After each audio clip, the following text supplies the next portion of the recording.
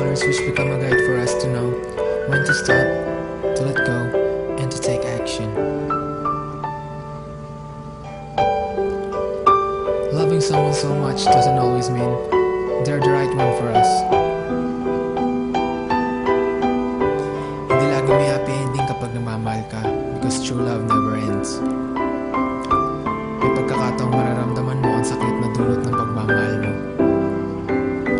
Masakit isipin ng mga taong hindi kayang magpahalaga sa mga taong nagmamahal sa kanila. Sabi nga, it's better to accept the fact that you are not appreciated than to insist yourself to someone who never really see your worth. Habang patuloy mong minamahal ang taong yun, mas lalo kang masasaktan. Dahil natatakot kang tanggapin ang maaari pang mangyari.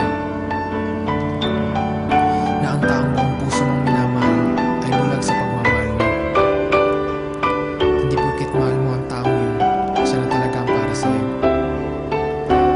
Natatakot kang mawala ang taong pinakamamahal mo. Pero siya ba? Takot ding mawala ka?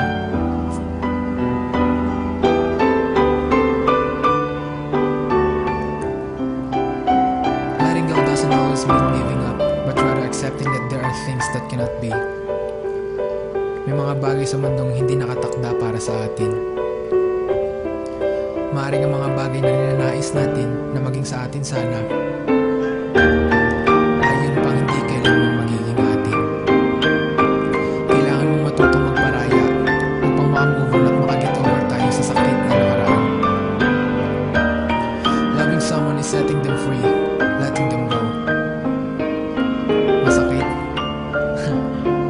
Oo, para sa katulad mo na nagmamahal.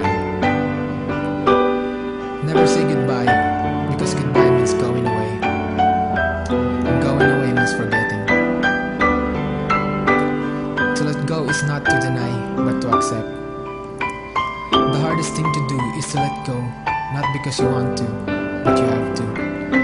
May mga taong darating sa buhay natin na siyang muling magbabangon sa atin sa kabila ng pait na nakalipas. Huwag natin isarado ang puso natin. Dahil sa tayo nagparaya, nagmahal,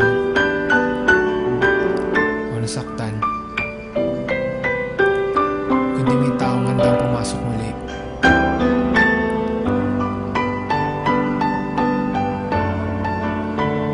While someone breaks your heart, another someone else is waiting to fix it. Proceed with caution, careful for thought to avoid danger or harm. Natatakot tayo masaktan. Natatakot tayo narapin ang pwedeng mangyari.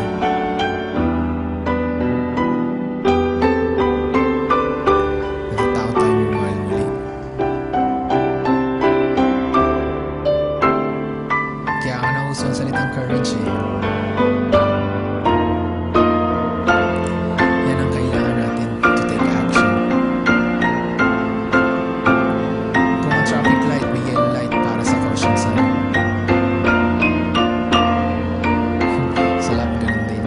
Kung alam nating masasaktan lang tayo at di maaaring pumapiro,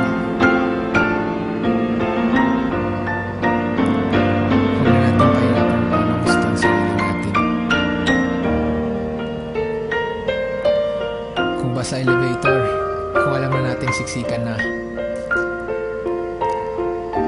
huwag na tayong sumiksik pa.